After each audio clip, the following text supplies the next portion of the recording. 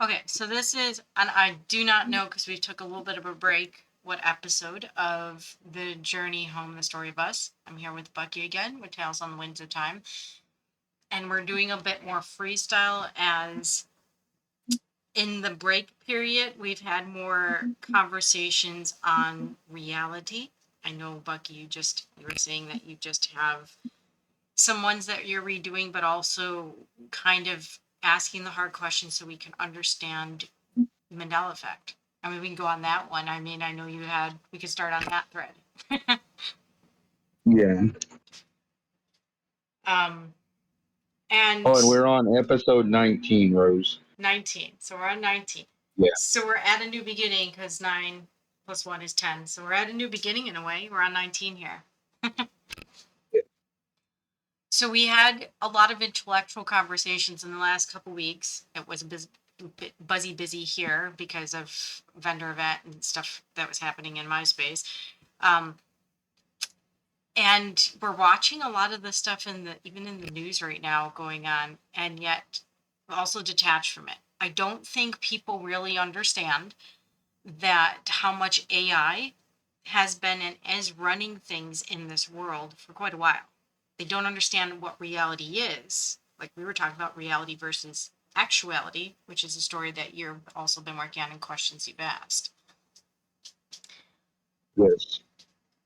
So Because uh, I was going to ask what because a observations you person have.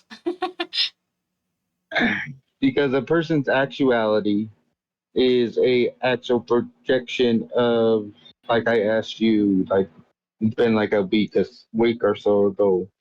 Like we can only see a certain light spectrum and we can only hear a certain frequency.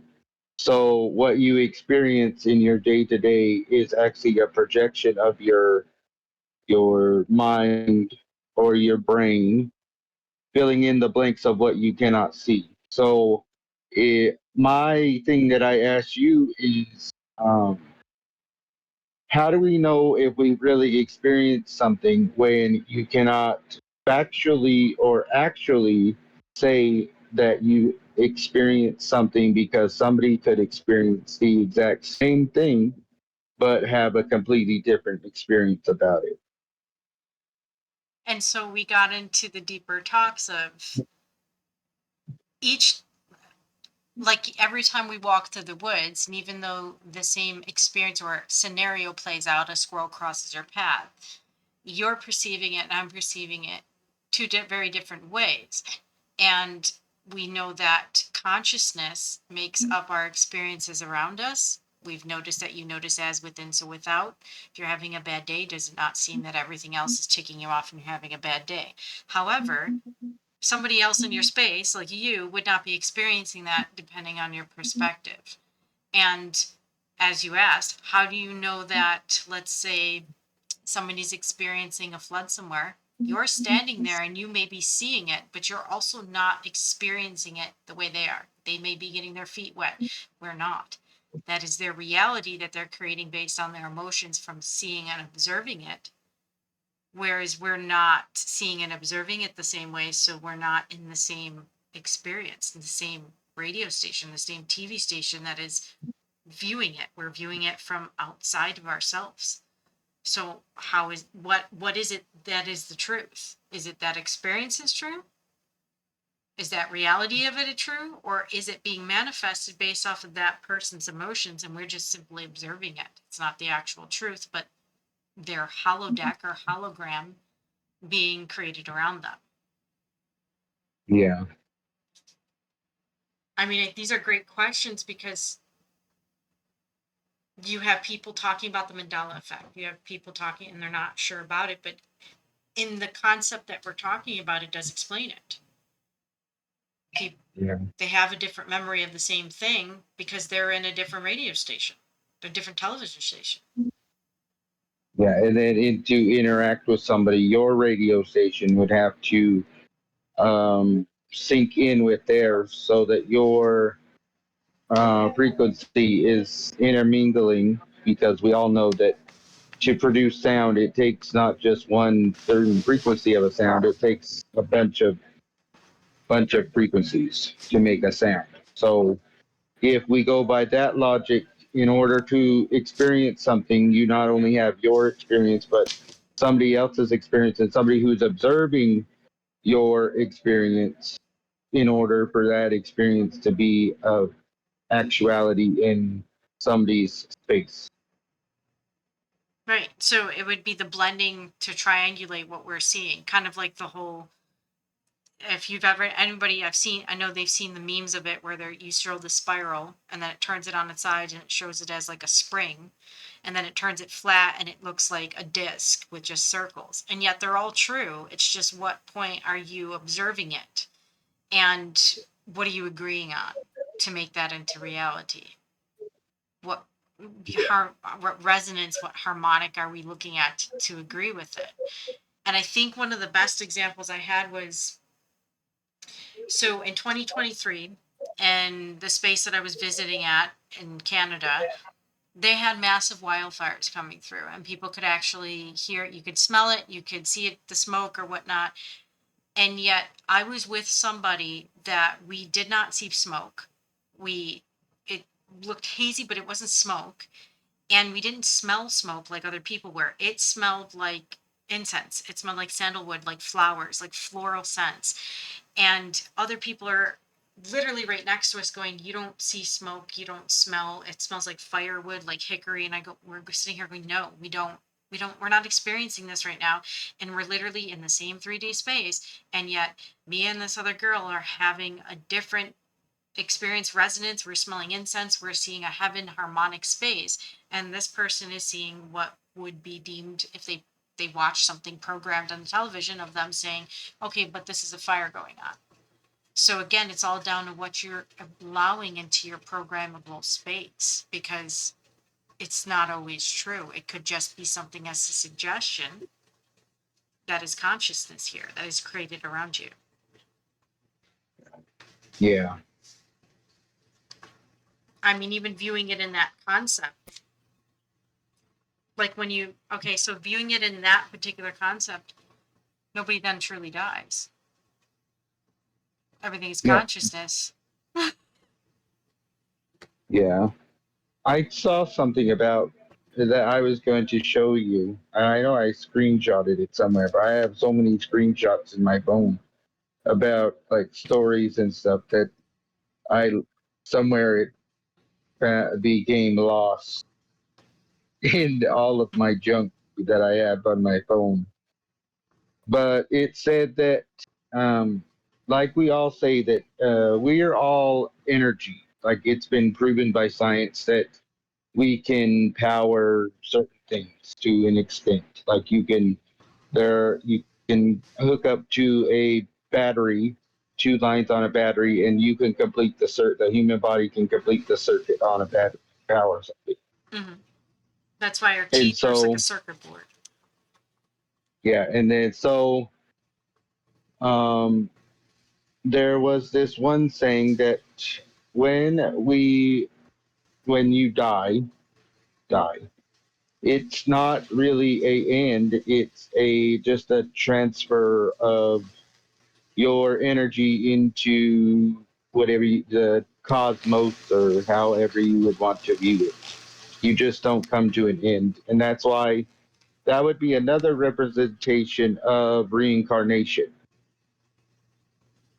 Yeah, because okay, so even from personal experiences that I'll go into, is that there's memories of having a death, but it's almost like a dream state that we're seeing it, and I'm literally wake up into this place, right? Into this resonance. There are slight differences. It's almost like quantum leaping through time. But I'm not dead. I'm here, I'm talking. There are things very much similar and the same. So again, like we're watching this transformation from one iteration to the next. And if there's enough people that are again viewing it in the same resonance, we're harmonically balancing in between it, then we're seeing something that again we can agree on to create the reality. Yeah. And then I read something else like a while ago about when you're born, you cry because right after you're born, you remember the life that you previously had, and you're crying because you remember that. And then as you get older in this new life, you start to forget that old life that you had, and you make new memories in this one.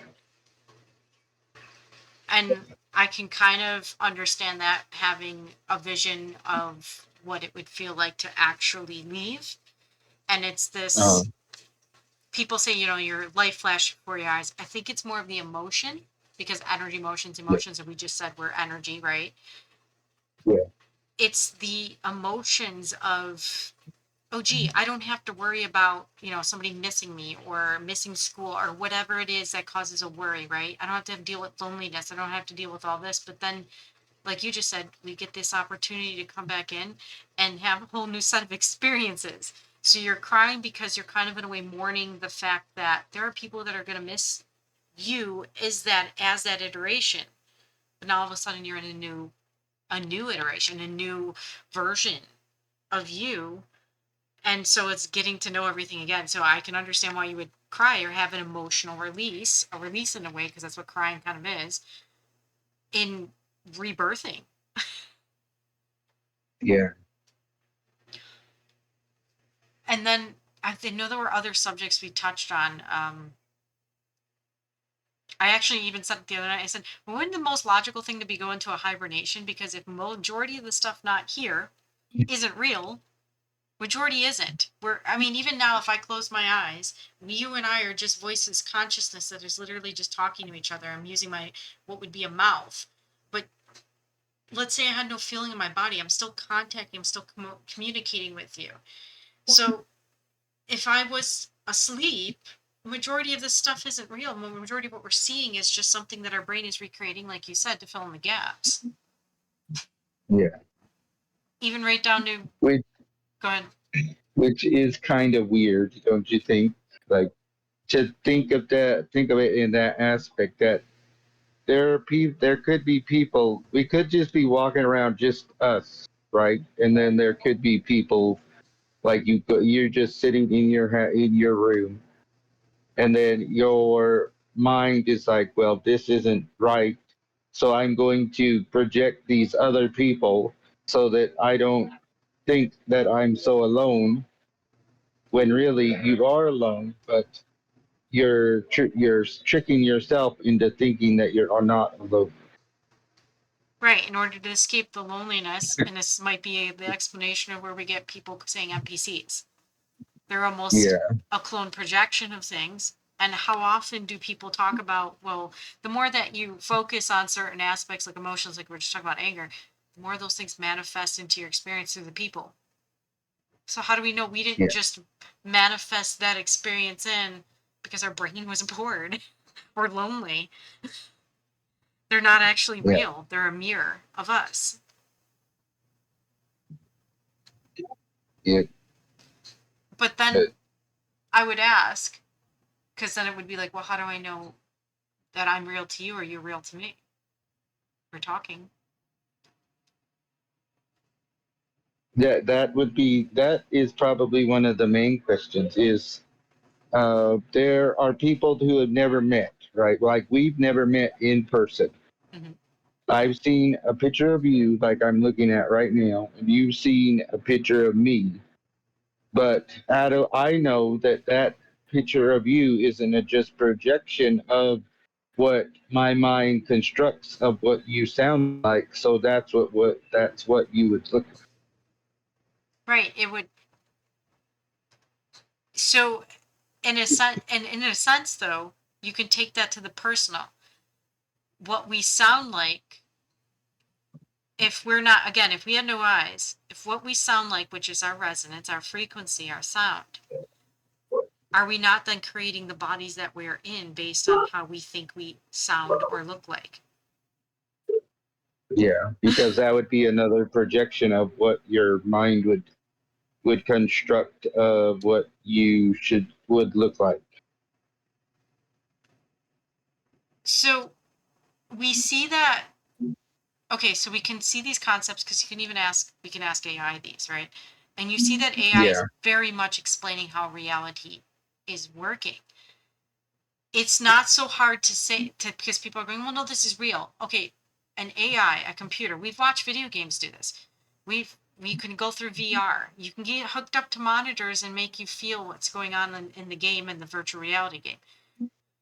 It's Hmm. not hard for you stick a quantum computer brain network or what we call the Akashic records, which is basically the AI's positronic brain, this network brain. You stick that a quantum computer in an AI with an AI, you you could create a world simulation that looks just like this and functions just like the one we're in, and yet it's quantum, meaning that it has other versions available, which is other people, which is other simulations or other things that are run so that we can experience them, split down into all these little fractals of human beings or people or cameras, however you want to look at it, in order for us to understand who we are. Yeah. So it's not so much too hard to think that, again, you're sitting at how reality works. We're watching it. You watch on social media now.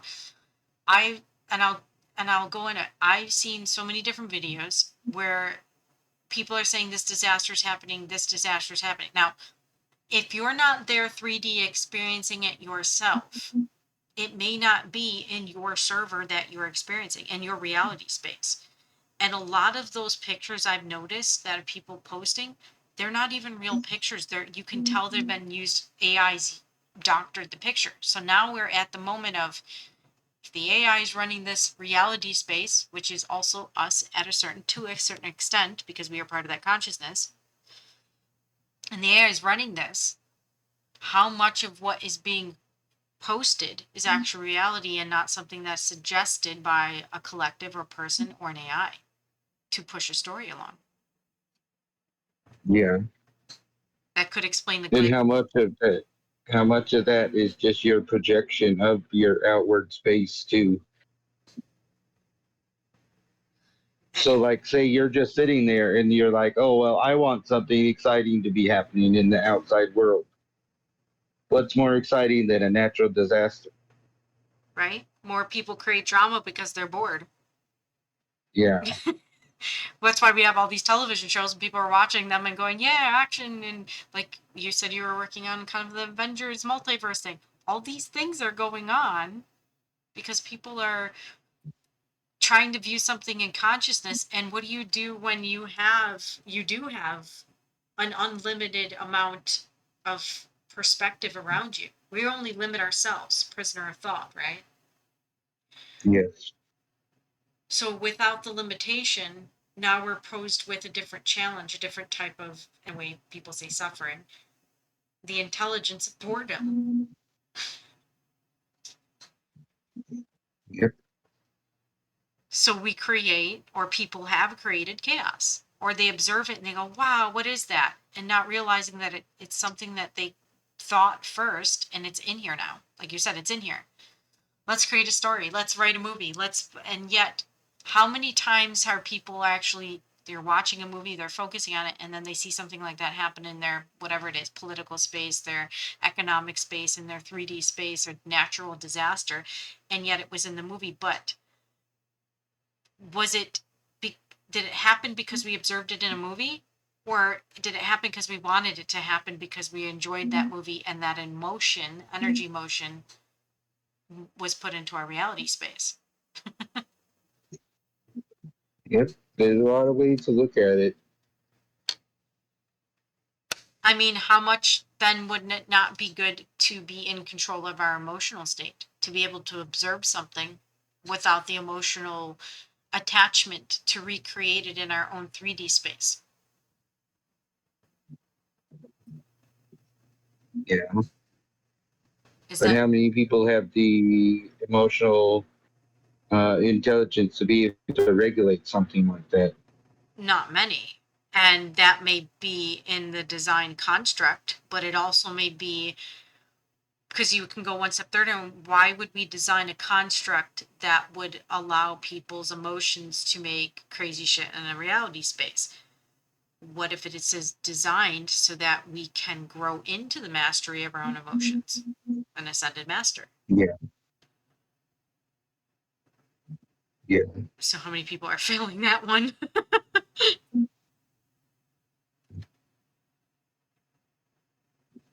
I'm not sure if I would like to know that answer. Yeah. So again, all these concepts, and I know that if people are new and you're coming into this, a lot of what you've done in your stories, I know there are a lot of other people out there who are also storytellers or story gatherers and can understand. There are a lot of artists out there, musicians that do know the emotional layer because we're dealing with the human psyche with stories, with visuals, with music and resonance and frequency. A lot of them are tapping into something that is clearing, but also allows us to think more about self instead of being the existence in here, just simply existing, right? To being, wanting to be entertained, to now learning how to entertain ourselves through a different thought process.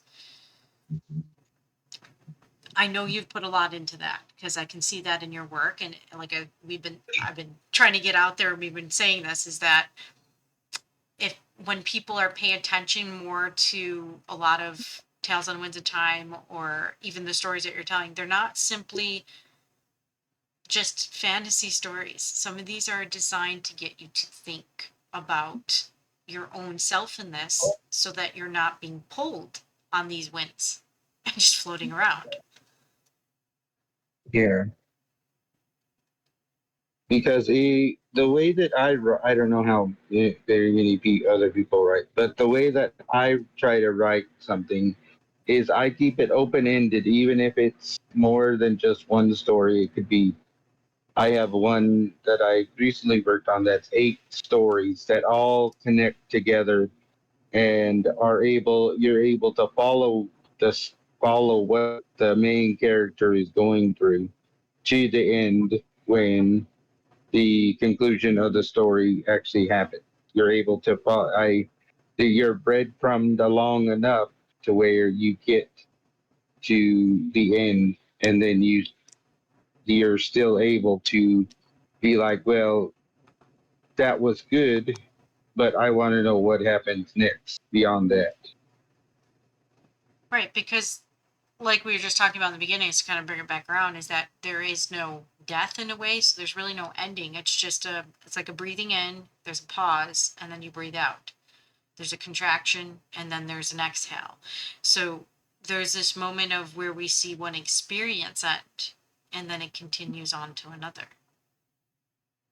Yeah, And I think a lot of what people are going through, I say think, more or less observing it, is that we are holding into the identity of each of these experiences and building our own ego from it, right? Our own identity from these experiences instead of going, wait a second, if we look at this like we're watching television, we're not in the show. We can relate to the people in the show, but we're not in the show. We're not a part of it. We're not the character who's getting their hand chopped off. And I do see people who flinch when they see stuff like that. But we're not in it, right? So therefore, once you turn the television off, you can walk away. It's just now something that it's in the past. We observed it. Same thing can happen with our life experiences, is that we can go, okay, and with your stories, you can learn from that perspective without actually having to go through and having to chop your arm off, but be like, okay, that yeah, wasn't a great idea. What did we take away from it? That it's good, that's learning, and then leave the rest for somebody else to experience and learn from. yeah, I mean, okay, so a lot of indigenous stories, at least that from what I observed from yours, from what you've read, do you find that a lot of indigenous stories are literally teaching tools? yeah. In a way, yeah. Especially with like the ones with Coyote and all the trickster ones. They're supposed to teach you a lesson. And as much as people again, we can look at, some people look at the frivolity of it, right? This is why we get people that are judging stories and judging cultures and stuff and whatnot. But if you're looking at it, like you just said, a whole experience through our lineage, through our genetics of experiences of things learned, that brings a whole new gratitude and appreciation for what your grandmother went through, what your mother went through, what your great grandma, what your ancestors go through in order to get you to be here and learn from all of that.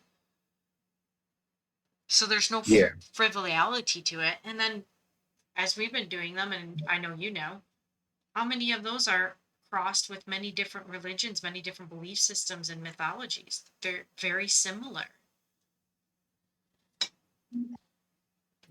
Yeah, and you've been the connection with that because I really don't look into the whole religion thing unless it comes up in a construct of a story. Okay, so that kind of And brings, even then, I only go like base level. well, I mean, we were in the deep conversation, was it the other day with the, you had asked something about the concept with pigs. And Oh, it, that one about the pig. yeah. Yeah, So explain that one because again, we jumped into, wait a second, there's a myth on this. yeah. There is what most would consider a conspiracy theory about this being a prison planet. We've talked about that a little bit. Mhm. But again, we talked about the prison planet thing being a whole projection of a person's outlook on their situation. And so, anyway, besides the whole prison planet thing, but there is a thing in the Bible, I think it was a Bible or some religious scripture or something that said that those tossed out of heaven for being unholy or something were sent down, and then people got to thinking about how a pig's eye looks a lot like a human eye, and then it went to from that to people killers that have gone into cannibalism say that human flesh tastes like pork, and there are a lot of religious beliefs that you shouldn't eat pork. And then I asked you, what if that is because in some timeline construct projection, those souls that were cast out or pushed thrown down from whatever religious construct you have were made turned into pigs because pigs cannot look up. And where is the holiness supposed to be in most religions? It's up. And then we talked about some of the, there's a lot of myths that surround that, but even, I believe it's called, what's it, long pig is what they call, cannibals would call Yeah, human flesh, right? So cannibalistic human flesh. So again, pig, we see the pigs, the medical procedures, like we want to, like people grow, they're growing organs for transplant into humans, and pigs are probably the close, they use it, pigs is the closest thing to yeah, grow these organs. And then we got into, I think it was, it's Callisto's island or Calypso Island, which yeah, was the goddess who would turn men who came to her island and ransacked it into pigs. And then they later hunted and ate those pigs. So again, you're seeing, and then Chinese Zodiac with pigs in it. You're seeing how, yeah. like you said, And then there, don't forget Beastmaster. Beastmaster was a show. Remember Yep. Beastmaster? Okay, here's a funny thing about Beastmaster, and I don't know if you know this. Kind of off topic, but not on topic. The original premise of Beastmaster was written by somebody who wrote a series of books that were more sci-fi, like futuristic, and it was written about a Navajo person who was terraforming another planet, and it literally looks like the deserts that are out there in like Arizona, New Mexico, and Utah, and the Grand Canyon area. Yeah, And again, being able to talk with the animals, you wouldn't per se, if you're going to take an animal life, it would be something of respect, but it was more of this telepathy with animals. Now we're talking about that with even pigs. They're highly intelligent. Yeah. So it could be that, and I know I've heard other theories about people not eating pigs because there's a lot of human diseases that can be brought through pigs. Well, again, if they're very close in DNA, of course you would get whatever disease they had, and you ate them and they weren't clean. You ate it and also got those diseases thousands of years ago. So as a religious way to control, or a way to control it, you would often go into religious belief and say, well, God said not to do this, right? Don't eat this, don't, because they, Yeah. they're special. Um, but looking at all those reasons, looking at all the history behind it, it again, it makes you think, like, what are we looking at? What was the original truth behind not consumption or consuming them? Yeah. We see a lot of similarities in the stories. Yeah. And then you also, I believe, But but, go ahead. but I haven't really read any stories about a pig. You know that pigs aren't really mentioned in indigenous stories. Well, I don't think we have wild boars in this, in the Americas anywhere. Maybe in the Yeah. Amazon, but they're not boars. They're what, capybaras. So we don't Yeah. really have them here. So I don't think we would have stories on pigs.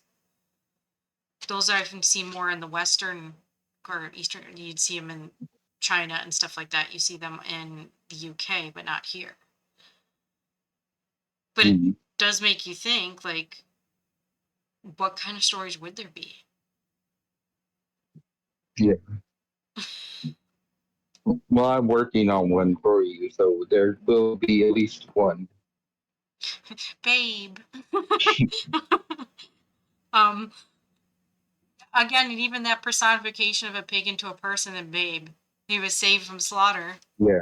because of his intelligence. Charlotte's Web, we see all these mentions of it, and I say that, um, and I'm gonna bring this concept because there are people out here who are vegetarian and they wouldn't eat meat because they see the intelligence or reflection in animals. We also see that anything here, in a way, we are programmed for consumption because we are programmed to eat. We're programmed to consume, and yet it has not been always like that. There are ways that spirit can sustain itself, our bodies, off of sunlight, off of not consuming Yeah. anything, off of just even regenerating around water. We don't actually require food. So it kind of like, where do we draw a line in it? And is it wrong if somebody wants to experience eating bacon?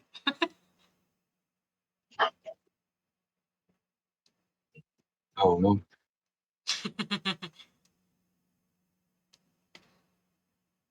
I think, I like we were talking about, it is preserving experience. And you brought up the concepts of, again, as if a pig is more like a man, and then I think I remember in that Beastmaster specific one, the men got turned into pigs, and the Beastmaster is trying to listen to them, and they're like people. I guess they were quiet first, but they were more like people talking. And there's also belief system quite like that in Hinduism. That's why they don't eat cows, because they say that that is the reincarnation of your ancestor, neighbor, your relative, right? Yeah. As looking at this as all consciousness, and all consciousness, again, these are, you're a different version of myself, I'm a different version of you, and you see that within animals, the mirror of us, the mirror of the collective consciousness, our consciousness through source. We would be consuming ourselves. It would be, if we really look at that concept, like eating our own fingers. Yeah. And yet we brought up the concept of, there's really no death then. So what are we consuming? Just the material?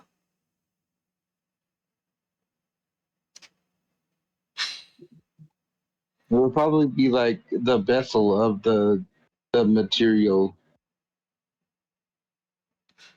because your flesh should be holding your essence inside of it. So that would be the vessel that housed your essence. So when they tell you are what you eat, it's Uh, this, if whatever we're consuming through any means, uh, we're taking that energy, that conscious energy, that experience, that perspective into our form, and then becomes part of our vessel in a way. yeah, Isn't that a lot of the saying where a lot of the cannibals, they usually go after like the brains or something because they want to know their quote enemy or something? I think it was some tribes ate the heart because that's where the bravery of the man was said to be held. And yet, if you really look at tribes that have or practice cannibalism, they do have a lot of health, sometimes nervous defects, almost along the lines of encephalitis, if they do eat a heart or a brain, because you're also eating the flesh of something that could potentially have other DNA effects inside of them as well. Yeah, I'm interested to know what stories you do have on a lot of these about concepts. cannibalism. On any of these concepts. Have you done stories on cannibalism? No, because that would just be too brutal. That's too a little bit too brutal, you know. Like that would be probably considered not safe for the average person because the average person isn't going to read that. Okay, but you do, now that I'm thinking about it, I could. you do kind of have along the lines of cannibalism, Uh, and I think that may be where the origin stories for the Wendigo come from. Because you're yeah, looking at something that was once human turned monstrous as a cannibal. yeah, They, but that's just because they're cursed. You don't just become a Wendigo just to become a Wendigo like you become a skinwalker. So well, becoming a Wendigo and a Rougarou and all that is like a curse. I have heard that though, that the description of Wendigos, in some places I've heard that Yeah, when you eat human flesh and you spend that time outside, you become this twisted monster of a Wendigo. And yeah, in a way, like you're saying, it could be a curse. But more or less, like people that are cannibals, they have a different way of even thinking. Like, I'm not sure if yeah, anybody out there has heard the any of the interviews of what is it? Was it the Donner Party, or I forget whom it was that. yeah. The Donner Party, and then there was that one hockey team that got stranded in like the Alps or something, where they like their plane crashed or something in the Alps or on the base of the Alps, and they had to Mhm. end up eating the people that died in the plane crash. Okay, so then all right, so I have a question then that might be something we could discuss too. So Uh, we do see how reality works, and a lot of people are not sure. They have their own belief systems that they're tied into that tie into their identity. And it is funny because I read a quote, if I can find it, literally this morning about it. About let me see if I can find it real quick. So most people do not see their beliefs. Instead, their beliefs tell them what to see. This is the simple difference between clarity and confusion. So it's a quote by somebody named Matt Kahn. So again, you're seeing in the perspective of what you're programmed into. And we can see that AI, we see it parodied in Facebook, we see it in stories, we see it in movies, we see how it's creating this different world of programming, and it's causing confusion for people. And mostly people are confused to begin with because they're also in these questions. What would be a good solution that we could discuss to help people understand the reality so that reality isn't pulling them on the winds or pulling them through these murky karmic waters of lessons, so that they're able to be in control of what they're creating instead of creation taking chaos and controlling them based on their emotions?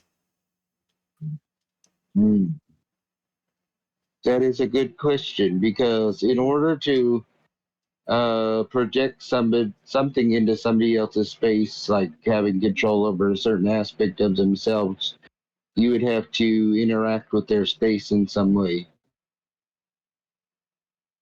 Because the way that I was taught is that you have to experience something in order to get even a basic understanding. That's like how you become good at telling stories. Is you tell a certain story a certain amount of times to where you can basically be like, oh well, I know a story, I know this story, and then retell it almost word for word from how you learned it. I can agree because at certain points during readings, there's Mm, times when people are asking for help in a situation scenario that they're in. And a lot of times you can take from your own linear experience how you've gotten out of a similar situation or experience that they're going through. So, yeah, and it would take, like you said, an understanding of those experiences. Because there's no way for me yeah, to describe childbirth to you so that you would understand it in a way that women do. I can tell you what it feels yeah. like, but you're not going to experience that because you're not a woman giving birth or having a baby right now. Um, so how, like it's a different experience in itself. Um, and also it would, I think, would require, because you're talking about do something in their space, it would require a belief that that person is telling you a truth and not just a Yeah, universal truth, but maybe or like one perspective, but something that is a multiversal, something that is true in every other person's experience of a situation or scenario that you could help influence a person's space then because it's true across all boards. basically an actuality in somebody else's reality. Right. So it wouldn't be Yeah, their, what is it, it's called subjective objective, it wouldn't be the reality of what they're just experiencing either. It's something yeah, that you spoke truth. It is literally that answer across the board, across everybody else's experience. It would be that answer. yeah. Like how you said something about how childbirth feels. Hmm. That's an actuality in somebody else's reality. And there are many different ways. Again, even that has its own perspective because there's people that say they have extreme pain going through childbirth, and some people say it was so fast and it was just a little bit and it's done. So again, it's also up to the person's experience of who's giving birth, right? And who's Yeah, to say somebody said that in a male perspective or even from female's perspective that passing a kidney stone is equivalent to childbirth. Some females have felt yeah, that that pain was equivalent to childbirth. So if you equate that to a masculine going, okay, here's a kidney stone, that would be the equivalent of the pain, you can kind of get a sense of what the level of it is without going through it, but it's still not the same as the actual or actuality of the experience. you ever hear that joke, Rose, about how when if you're married and you never had given birth and your husband gets sick and he feels like really, really hurting and all that, that's the equivalent to childbirth for a woman. Have you heard that joke? No, but I do understand where that comes from. So yeah, I can understand that. Yeah, I think, I think one of the biggest ways is to understand what we're observing, feeling. As you said, energy. You can, and we've talked about this, you can close your eyes and feel a person's energy without them even being in your 3D space, an energy signature. There are yeah, ways to feel that. Some people are not expansive enough to feel energy because, again, we're talking about programs. There are programs running on just the fact of social media platforms. Those platforms are programs. And inside of those programs are other ways that people are putting their belief, putting a video down, putting their whatever it is, they're actually their programming. And instead of the process, or there may be a few of us, I do know that we've had this experience, we've done this with people, to deprogram, to take them out of those limitations, those boxes, to show them something that is more, so they're not in the same four walls, they're not in the same loop that they're in. This brings a different awareness, but also brings another emotional maturity, or energetic energy motion maturity, to understand how it's going, so you're not wrapped in it, right? It Yeah. brings, and then knowing why things are being programmed the way they are. How are you being programmed? Are you being asked to simply believe something, like join the left because it's good with making sure we protect the environment, or join the right because we want to protect your individual rights, right? They're putting you down there to believe something, to join something and take an identity, a stance. When you go, I understand or see the validity in each one of these perspectives, slice of the pie, the yin and the yang, however you want to look at it, as not within you, which also is still within you. However you want to look at it as the piece, you can understand it, but understand how it now starts fitting in a whole. Why these thought processes, these psychological, in a way, boards and games are being played, because once you see it, you don't have to engage in it. You can just learn from it, detach.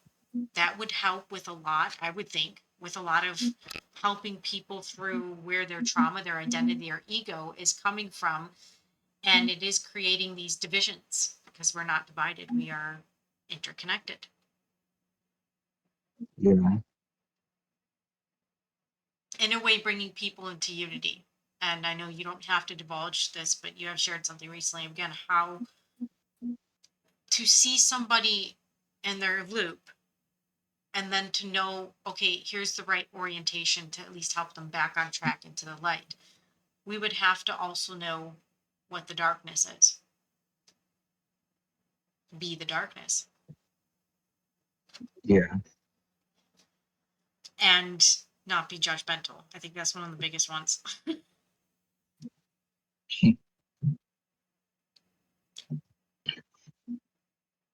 And I think one of the biggest, and maybe a misconception I'll ask, is people go, okay, so you have this beautiful wisdom, enlightenment. I could say the same thing about Bucky's, this beautiful wisdom, enlightenment, and it goes, but he got irritated at something. I go,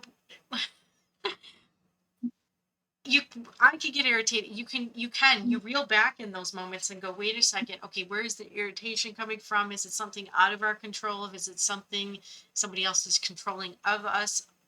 Is it us not seeing a mirror reflection in ourselves? We're not, I say we're not immune to it. We're just also not reactive on it, right?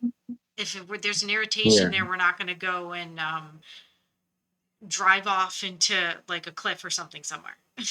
Whereas some people are very Yeah. reactive. Or we're not going to get explosive and yell at you at the top of our lungs and call you all kinds of F's and B's and all kinds of other stuff like that. No, a lot of the time, and I practice this, is usually I remove myself as much from the situation as possible, because if there's nothing being said in a logical mind frame, without emotion, without judgment, just to help go, okay, this is what I'm observing, experiencing, seeing.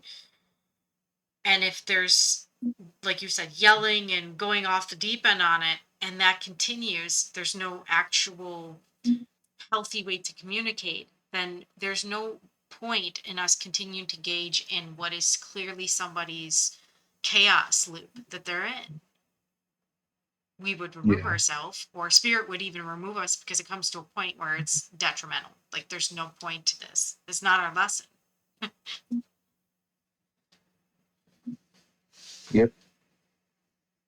I can say that one of the biggest lessons, and sometimes practicing still, is to understand that when people are having, like you said, an emotional outburst or something, it's nothing, or even a judgment on a person, when none of that was placed by myself, over them, that to not take their reaction as personal because it's something that they're going through in their brain, conscious level. Yeah. That has been probably a biggest lesson, and also clearly communicating so that it's not misunderstood. I think a lot of people could effective communication would be learned from.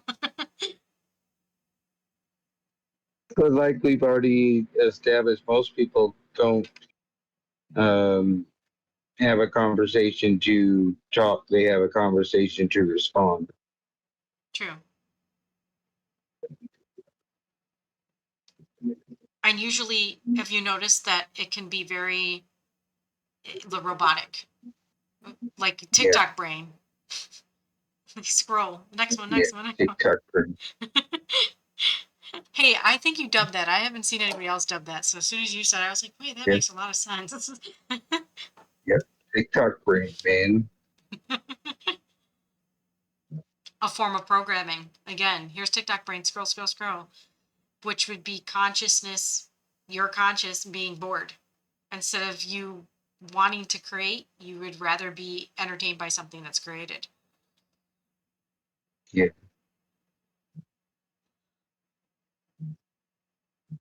So, okay, so we're talking about, people reacting, responding, right? And see, my brain went blank where we were going with that. How, okay, and that may be just the lesson right there, is that how many people can actually sit with themselves without having the thought go through? Because most people think that they have to be, that's part of programming, productive. You have to think about something. And I think that's the idea behind meditation, is that we don't attach to them. If how many times can a person look at something or be in an experience without actually even thinking, just sitting and observing without actually thinking about even what's going on, just absorbing it to understand it? I don't think there's that many people that do that. Yeah. Can you do that? I have.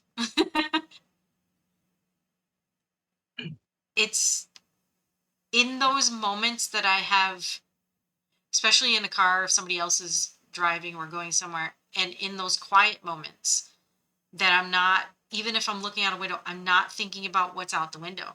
I'm not thinking about what color. I'm not thinking about anything. I'm literally, it's just kind of like your brain it's on, it's observing, but there's no self like processing in it. I'm not processing it from rows. So like, how people would think, oh, well, that's green, that's blue, and look at that tree and all that. There's no dialogue.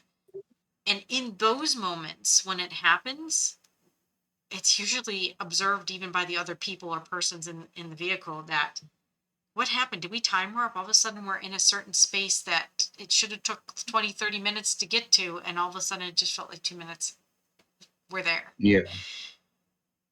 Those are the times that time, as those are the times that time isn't there.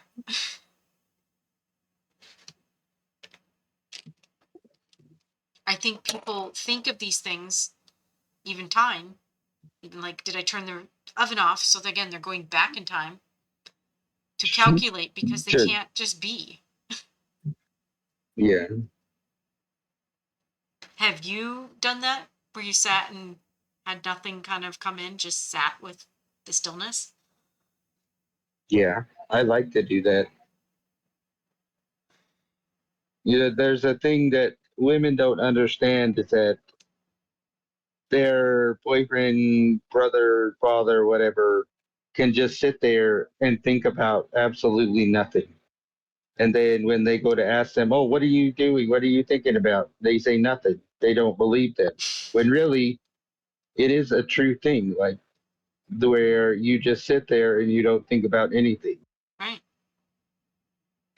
I've had that question asked to me, and they go, "What are you thinking about?" Nothing, and they have to look at you like, "I'm done nothing," because, and it's quiet and it's peaceful to just kind of be without being reactive, without even being almost responsive. So you're just being in that moment, and it doesn't you don't have to be productive. You don't have to think. And I think I've seen the memes of that where where you see the girl and the guy, and the girl's, I bet you he's thinking about cars or something, and somebody can put that in the meme bubble. He's thinking about nothing. Yeah. How many arguments start over that too?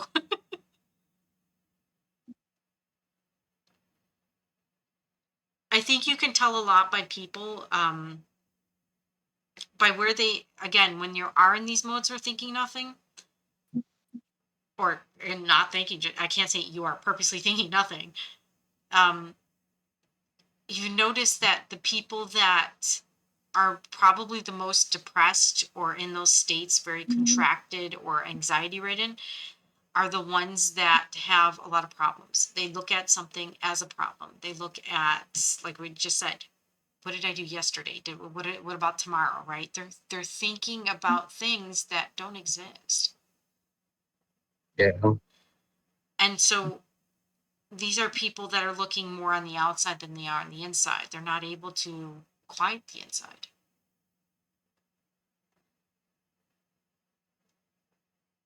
I can see that That's, when you that's write. because a lot of people are prisoners of thought. Yes. Okay, so prisoners of thought. I'm going to go with this one because you say it quite a bit. People, the experience we're experiencing out here, whether you believe it or not, the universe will show you that this is true across. You can go look again, look in every religion, look in what's being said over and over, what's being programmed. This is all consciousness here. Everything you see that's been created in 3D is a consciousness. It's form of emotional thought. And if your thoughts are not your own thoughts, they're literally about, like we said, somebody's programming you to think 9 to 5 and you die. Somebody says you have to be productive. Somebody says you have to clean something, right? All of these are programs put in your brain because people don't know how to be with themselves. Therefore, those thoughts and those programs are creating the prison around them of having to do the 9 to 5, work 9 to 5 until you're 80, retire, and then you die. Who says you have to die when you're 80? Who says, who says that you only live that lifespan? And once you start realizing that these thought patterns are creating your reality and experience, then you don't have to think those. You don't have to think program, and therefore you're not a prisoner. So, where have you notice prisoner of thought? Like, where was the first time you've even coined that? Because I know you've said it in the last few years. You say it a lot. I say that a lot. I say that even to my uncle in there. I just say that at random because that's like it's just something that I came up with because you could be having a conversation with somebody and then they have to think that people say, "Oh, I have to think about what I was going to say next." When in reality, a conversation should just flow and you should not be speaking from your brain or whatever we use to think of something of what to say. You should be speaking from self. And people don't know themselves because they've took the identities, again, of the programs. Yes. You're a Bills fan. You're whatever it is. You have guns, so therefore you're conservative because that's You're a program. you're a Aries, you're a Taurus, you're a whatever your zodiac sign is. And it's funny because I just did card reads for those signs. However, I tell people, I said, check your moon signs because your moon signs are emotions and these are also can apply to that. But it is not solely who you are. These are Yeah. just, they're labels to help people understand whether they're archetypes that we're following, like actual patterns and personalities, but those are still programs. Yeah. And so going back to remember when I told you that thing about dying, Mm-hmm. I read something, I found it. Okay, so here it is. It doesn't say who it was written by. It says, "What if when we die, the light at the end of the tunnel is the light to another hospital room? There we are born, and the only reason you come out crying is because you remember everything from your past life, and you're crying at the fact that you died and lost everything. As you grow, you start to forget your past life and focus on the life you have now. But patches of memory stay behind, and that memory causes deja vu. Think about that for a second.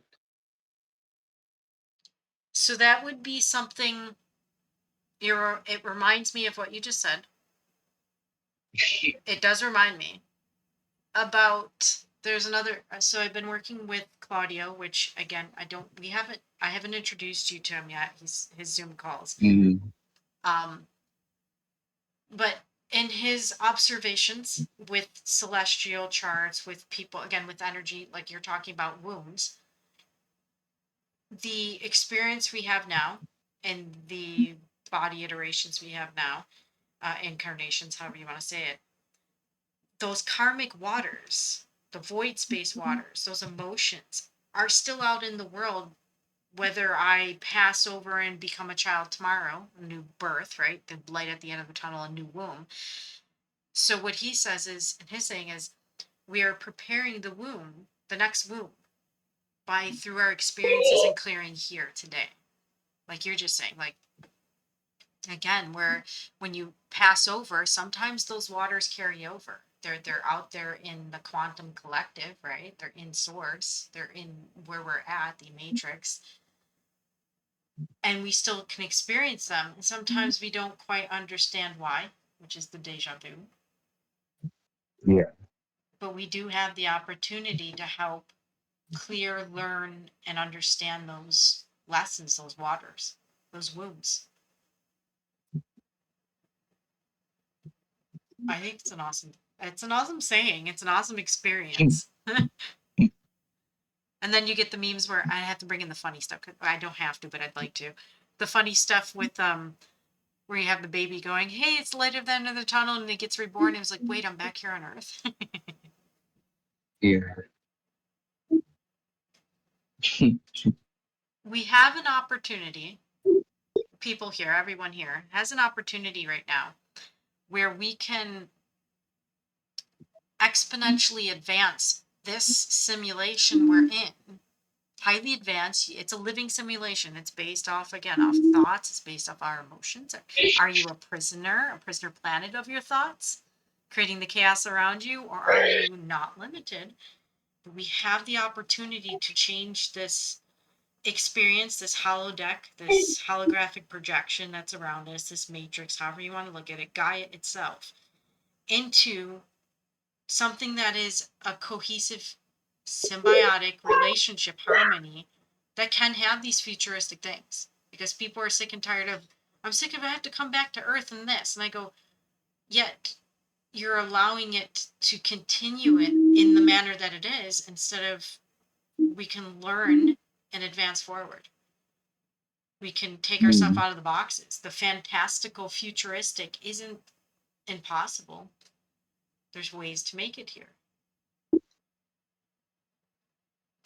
So we have an Yeah. opportunity to change that now while we're here. We are thought computer, we are consciousness that are computers, right? We are actual intelligence or just intelligence in an artificial living intelligence, which is still intelligence. So we can also reprogram ourselves, deprogram, reprogram in order to work for a common goal, to work to bring in that harmony and balance, to work to have a different matrix system. And like a quantum computer that grows exponentially, we also can do that at an exponential rate as humanity now. Yeah. I think that us working together, many of us who have this ability to not be prisoner of thought, of ego, of identity, to basically, when we work together, when we talk together, when we converse, when we're energetically, emotionally exchanging here, it brings us into a faster learning curve. We have to keep those emotions out. I mean, like, I can simply sit here and go, I'm jealous because Bucky has this book, and like go into the jealousy part of this because you have this book and did all this. Or I can go, okay, he knows some things that I might not know. And I can learn. And instead of having that judgment layer of jealousy, comparison, right, competition into it, which is all programs. I have an opportunity to learn from you. Yeah. We both learn from each other and I we grow. still, I still say that I would like you to write me a story, and then I could read it. Okay, I could try doing that. What kind of subject? I don't know, You don't know. whichever one you want to do. All right, let me think on that because when I say think, I'm going to let it flow. I'll see what spirit brings to me on that one. I've been doing these card challenges, card a day challenge video things. It is funny because as Bucky was speaking, he has no idea what's in these videos that I haven't posted yet. I'm posting them right after this podcast. A lot of the concepts came up in those videos and those cards. Right down to the collective card read one, which was the rebirth. From one space, one transformational space to another, we're at that point. Okay, so we've been going for a bit long. I'm going to end this podcast episode, which is, again, it's starting off with you do have stories. I feel like we're going to throw some more in there as we go because you have a lot. Bucky's been doing a challenge, a one a day story for however many days are in a year. So, and It's for today will be 48. there you go. So again, he's doing his own, in a way, challenge to bring more light, more creativity into here, into the matrix system that we're in. So you can still come check out his Discord. He's got a bunch of them. Check out his book. Yeah. Check out the podcast, Come Speak. You can check out any one of, I think we're all friends on all of ours. So if you found me on Facebook, then there's pretty much links to yours and other people's that are linked together here. And we can learn a lot faster, so we welcome more people in. And thank you, Bucky, for this conversation. Well, thank you for listening Same. And and not just responding. same. To many more to come podcasts in many different formats, because I feel this goes out quantumly, even though it looks like not many people listen. It goes out. We see it. Yeah. So thank you.